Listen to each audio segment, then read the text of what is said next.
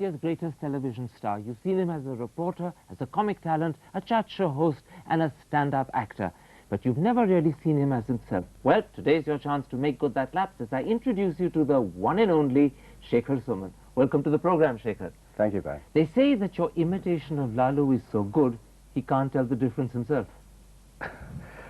You know, when I started imitating Lalu, I didn't even know what he talked like, what he looked like. I mean, I'd seen snatches of him on television, but that's where the actor in you comes to the forefront. And I started imitating him on my own, and then I went and watched him. And strangely enough, I was bang on to the T. So you mean he's imitating you? So it seemed. And, but it's really funny. But I feel that all of us have a Lalu inside us. It's just that I allowed my Lalu to overtake me.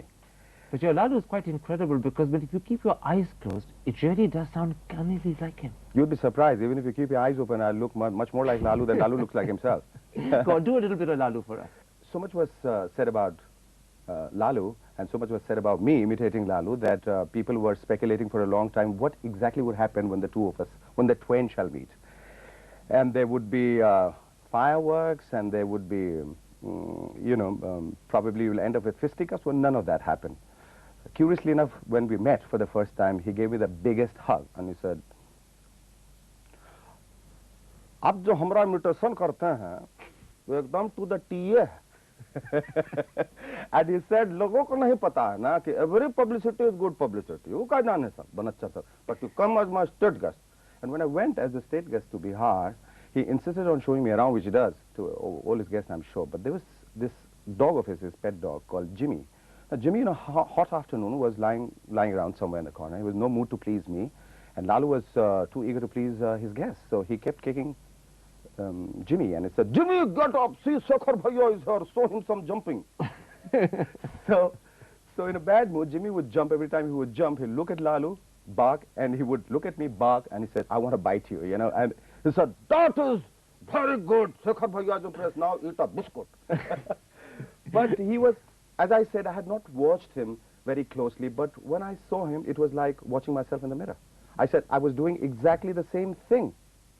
I never studied the man, but funnily enough, I was just, the intonation, the inflections, the gestures, except for the hairstyle, I felt like Lalu. But the other person you imitate is the Prime Minister. Tell me, how do you do that then? Do you feel natural in his shoes as well? I wish I could. I wish I could be in his shoes. I think they're all classic characters. I think they are known for their idiosyncrasies, and they're known for the way they are. But don't you talk too fast to imitate the PM? Yes, that's the reason I took on him, so that I could actually take a pause to think what I'm doing. So it was when I watched him, and what I noticed about him, and I used to do it with utmost deference. I would never ever try and make fun of him. I would feel like the PM when I do it, and every time he has this strange way of using his hands, and every time he would speak, he would end like that. And I wanted to tell him, "Sir, it's time you stopped your pauses and thought about the causes." You know, Shekhar, listening to you mimic, I can well understand why you were compulsory watching during the days of Movies and Shakers. But how much of that was the real you, and how much of it was just a great act? There wasn't even an iota of real me. Nobody ever gets to see the real actor, not even himself or herself, anybody. Anybody who says you get to see the real person is lying. That was just an act. So the real Shekhar Suman is disguised behind the front he puts up. Yes, it was the actor Shekhar Suman who was putting up an act of being an anchor Shekhar Suman. Your father says that you were always a showman from the very start, but he says that little Shekhar was a very naughty boy too. Do you remember what you did with the family Vauxhall? That's, Karan, is an understatement. I remember in an afternoon where everybody's sleeping in the family. In Patna, everybody sleeps in the afternoon compulsorily. So, and I had my glad eye toward the Vauxhall, and I wanted to drive it for some strange reason. I thought it ran on water, because I had seen people filling in the radiator with water. I'd never actually accompanied my dad to the filling station. So I thought when everybody's sleeping, I'll do this big favor to my dad. So I took buckets of water, filled up the petrol tank. And I was so happy, and I thought, when my dad is going to get up, he's really going to pat me on my back. And I said, son, I'm so proud of you. Unfortunately, the engine seized, the car never ran again. And for 2 years down the line, wherever my dad saw me, while he was talking to somebody, oh yes, I was talking. And suddenly he saw me, he says, this is the guy who screwed up my car. He came, he boxed my ear, he gave me a tight slap. And I swore to myself that whoever invents a car that runs on water, the first car I'll present it to my dad. I'm still waiting for the day. But you know, your cousins say he was also quite a dreadful bully himself. Supremo. I used to bully them. I used to bully them in a way that I used to shove them. I could have been a Nazi. I could have been Hitler myself. They thought you were. They had a nickname like that, didn't they? Short of putting them in a gas chamber, I'll shove them all in a dicky. It was my concentration camp, and I shut it. So there's a vicious, nasty streak in you, huh? A vicious Nazi streak in me. You remember the nickname they had for you? Yes. Yes, they used to call me Supremo. You know, I used to shut their nose, mouth, and I used to time it. I said, how long can you stop your breath? And let's see that. And he said, Bhaiya, we are dying. And I said, never mind. I think you're just about to create a record. Even if you die, you'll leave behind a record.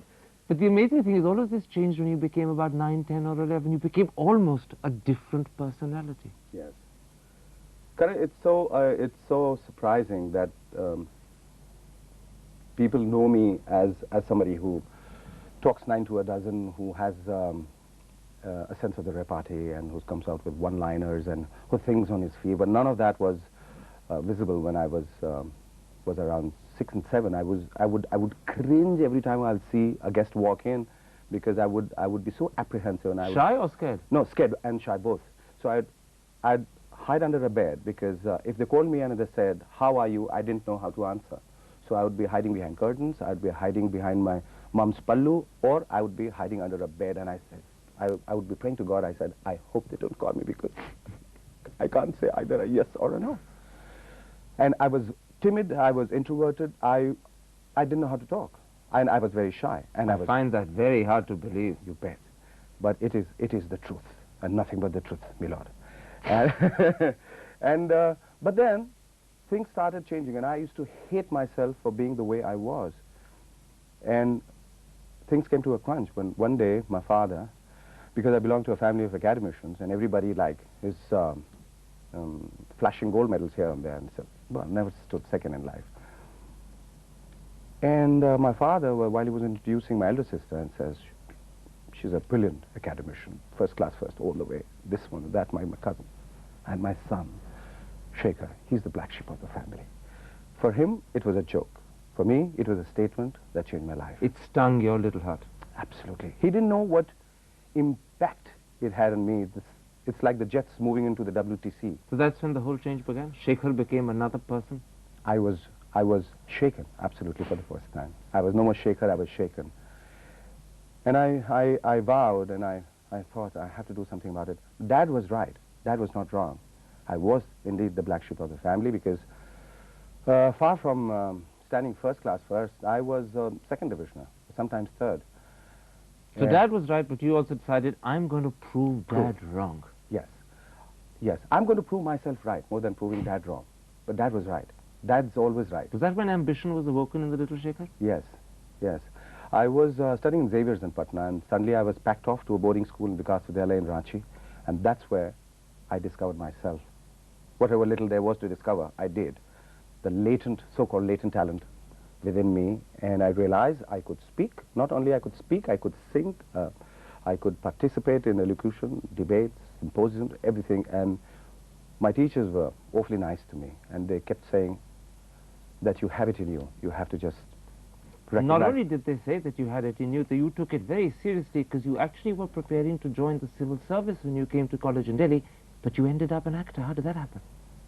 Well, it's a phase, Karan. You would know it, that everybody, we all want that tag of being a brilliant scholar, tag of being known as an academician, and that's the phase I went through. At the back of my mind, I always wanted to be an actor, but that was an act which I put up in front of the world, where I said, look, I want to be in the civil services. I never wanted to be in the civil services. I would die, I would cringe. Do you like the attention of being an actor, a performer? The applause, the praise? Well, an actor is somebody, if you ain't talking about him, he ain't listening. right? So when you say an actor, the first thing he demands is attention, more than a ticket at the box office. He wants attention all the time. He wants people to listen to him, even though he doesn't listen to nobody. And so you're born with this desire to be heard, like Julius Caesar, reincarnated. Is that the essence of Shekhar? A desire to be heard, to be seen, to be recognized? To be recognized. That's important. To be recognized and to be appreciated. I don't mind people being critical. I don't mind people telling me that you're the worst actor as long as they're watching me, as long as they're analyzing me. But the amazing thing is it all came together by accident. Utsav, a great role, was your first role. You were barely 22, but it happened by accident, didn't it? You're just so right. Barely, because I was bare in the film. Yes, I was much too young when the film happened to me. I really didn't know whether I was coming or going. Before I could say Jack Robinson, the film had happened to me, and I had Rekha, I had Shashi Kapoor as my producer, co-star, and Girish Karnad. And I think I will be eternally indebted to both of them for my career. I had heard that they were looking for this protagonist called Charudat, who was the hero of the film, and they had gone to town looking for him, couldn't find. The chance meeting with Shashi Kapoor, I was sitting next to him, and he said, "What do you do?" So I said, "I'm a theatre actor." "Oh, so you want to act in films?" I said, "Yes." "Would you act in my film?" It was straight. I said, "Yes, I will. What do I have to do?" I'm like standing in a corner with a glass of water or something. "Yes, sir." "Haan, babuji. Aap aa gaye, pani wani piyenge." I thought one of those sidey roles that would follow. And he said, "No, I'm actually looking for a guy to play a hero in my film, Utsav. The heroine is Rekha." By which time, then I stopped, I think, hearing anything. When he said Rekha, and that was, oh, really?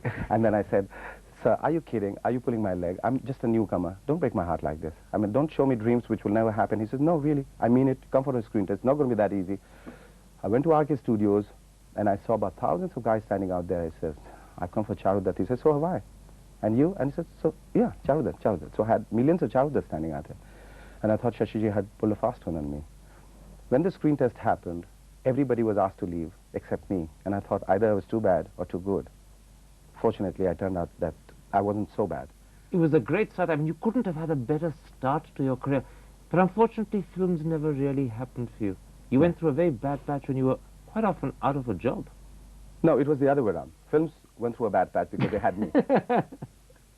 They had Shekhar Suman. I tried very hard, but I had a strong identity crisis that time. For some strange reasons, I was obsessed by Mr. Amitabh Bachchan then.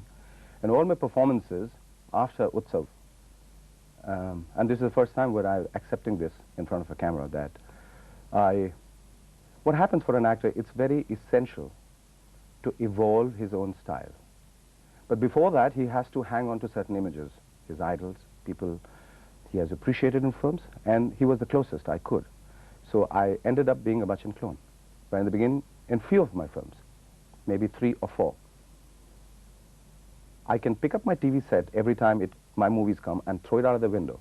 Because you hate it so much? No, because what I did to myself. I mean, I had the craft, and here I was latching onto an image. And a couple of films, barring films like Utsav and Nachi Meri, where I was completely on my own, I was trying to imitate somebody. Was it hero worship that made you do it, or was it immaturity on your part? Both. Both.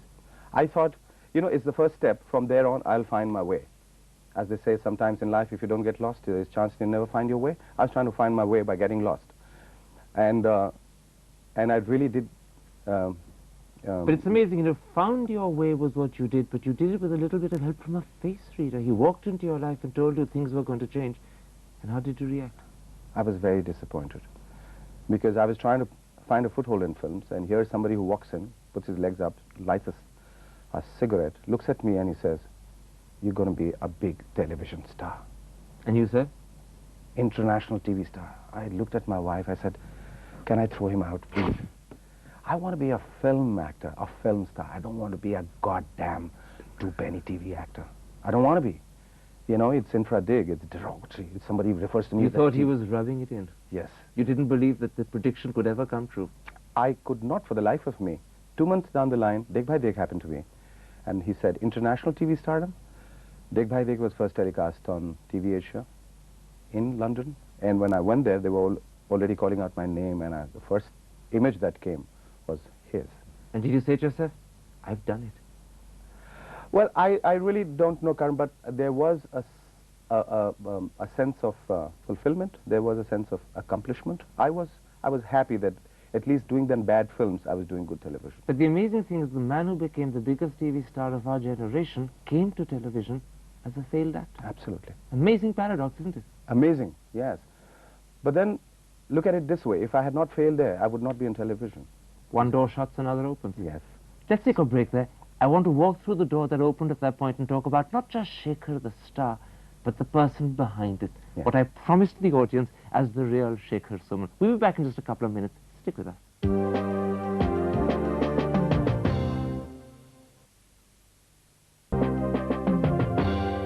Welcome back. My guest is Shekhar Suman. Shekhar, it wasn't just television and Utsav that happened by accident. I gather you met your wife Alka by accident as well. Absolutely. We were fated to meet. That's why we met in a fate.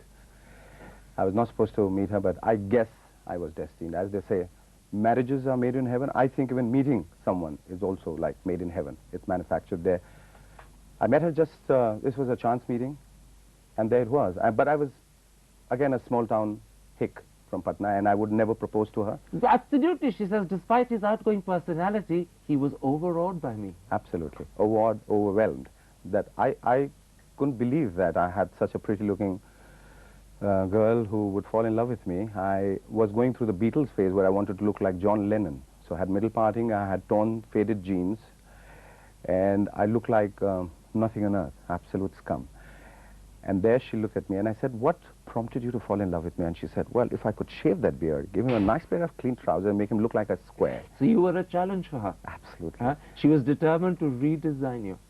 Absolutely. I'm told that, in fact, her stamp is one of the most important things on you, and even that wonderful eye-catching tie you're wearing is her. Yes, it's her. She's whatever I am today, the way I dress up, especially. She's very finicky about what I wear, right from my tie to my shoes to my socks and everything. She decides, and I think she has been the greatest anchor of my life. I cannot imagine a life without her. She's the one who's taught me to be unassuming, to be down to earth, not play up to the gallery, be myself, and owe it all to the Almighty. Sadly, you've been through some terrible, tragic times together. You lost your son Ayush when he was only 8. Can I ask, what happened? He suffered from the rarest disease in the world, which is called the left ventricular endomyocardiofibrillostosis, and you can well imagine if it's a disease which sounds so long. It was incurable. He was terminally ill. I was out of work, no money, no work. These were those bad days when Bad films days, weren't working. yes. And when the doctor told me, my father chanced upon his enlarged liver, and he said, you must go for a checkup. And I had no idea what I was getting into, Karan, when the doctor called me at Nanavati and said, he's going to be there only for 8 months. I think I died. I can well understand. Yeah, it was terrible. And then I did Dekh Bhai Dekh, where I had to go and make people laugh, so you can imagine what I went through. So during the day you were playing a comic lead, and at home in the evening you were sitting by the bed of a dying son. Yes. That must have been very difficult. Very trying. I think the day I lost him, I also lost myself. How did you handle it? Because you were barely 30 at the time. Yes. It was very difficult. Karan, for somebody to be so young. I was married when I was 21. I became a father when I was 22. And I'd lost my son when I was 30. And I had a career which had no direction. I had just the support of my wife. There must have been a point when you said to yourself, everything's going wrong, my career, yes. my son. Yeah. Did you lose faith in God? Yes, I did. Did you lose faith in yourself? Yeah. So there was a point in time when you said to yourself, what am I doing here? Yeah, no, I kept questioning God like everybody does, and I said, God, why are you doing this to me? Don't. And, well, the people who explained it to me, they were pundits, they were elders in the family, and said that you can't change destiny. What is lotted cannot be plotted. You have to accept it with dignity. And I said, God, if that's your wish, then so be it. You know, you pulled out of it. You pulled out of it magnificently in a way many others couldn't have. Often in your interviews you said something that's intriguing. You say that you believe in the importance of being greedy. Explain that to me. Greedy as an actor, Karan. Greedy as an actor. When I'm in front of the camera, people talk about giving 100%. I want to give 1,000%. And it's like when I'm working with a director, Dekh Ba Dekh was a great learning ground for me, where I had another maniac called Anand Mahendru with me.